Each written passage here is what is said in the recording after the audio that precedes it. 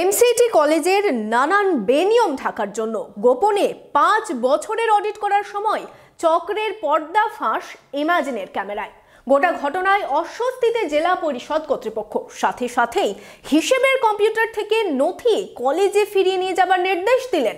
প্রশ্ন উঠেছে, দুর্নীতির অভিযোগে অভিযুক্তকে বাঁচানোর জন্যই কি এই কাজ হচ্ছিল গোপনে? দেখুন ইমাজিনের স্পেশাল রিপোর্ট।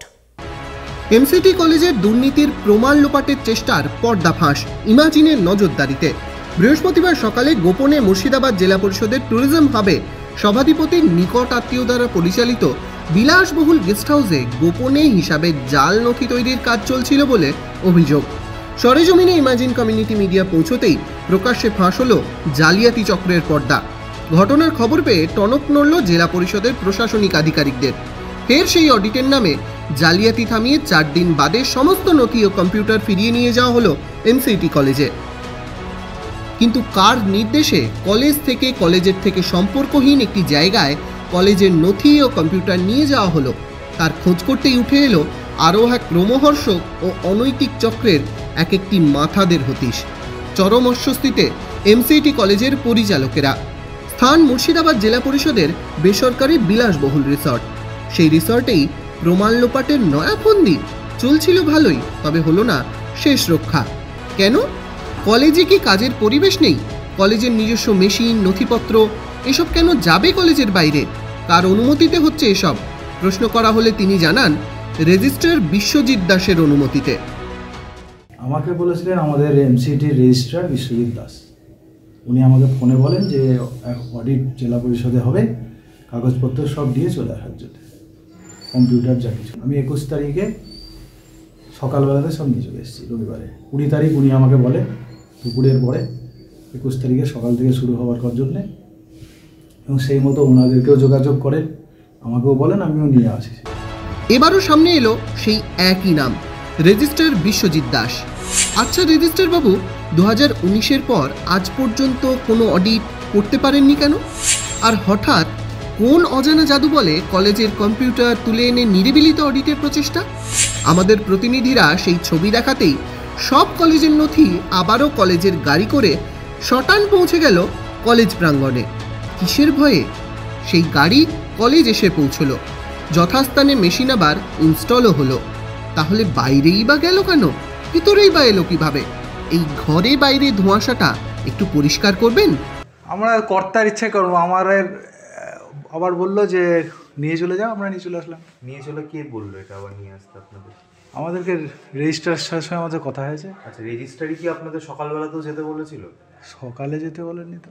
সকালে তো আপনি বললেন যে হ্যাঁ ওনার পারমিশনেই আপনি জেলা, আর ওনারকে নিশ্চয়ই আরও উপরের কেউ বলেন। ওনারা তো উনি আমাদের ইমিডিয়েট যেহেতু ইনস্ট্রাক্টর বা যে ওনার কথা নয় যে। কিন্তু ওনার কথা মতো যদি কাজ হয় তাহলে আবার নিয়ে আসার কারণ কি? আবার ওখান থেকে আবার কাজ তো চলছিল আপনাদের। অডিটের কাজ কি শেষ হয়েছে শেষমেশ?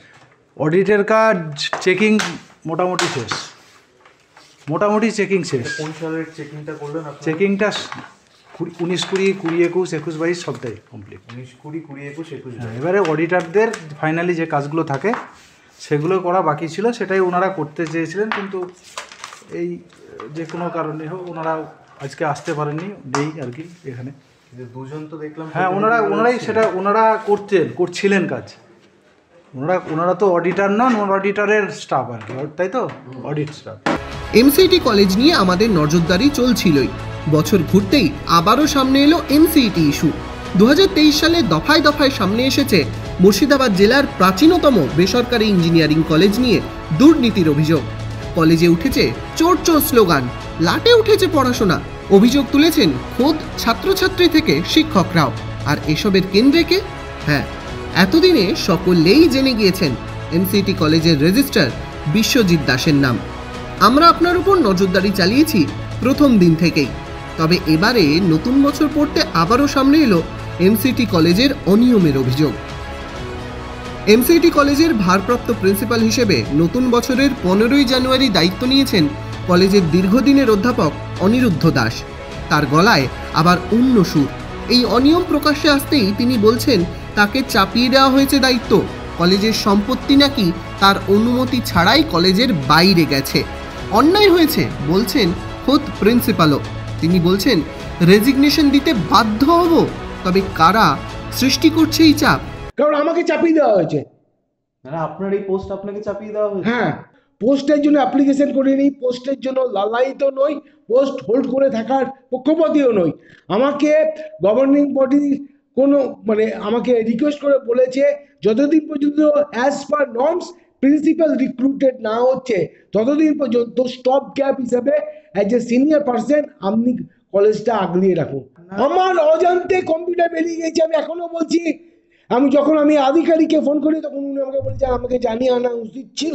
আমি আবার বলছি এখনো জানিয়ে আনা উচিত ছিল, এবং উনি আমার কাছে এক্সকিউজ চেয়ে নিচ্ছেন। এরপরে আমি আর কিছু বলতে পারি না।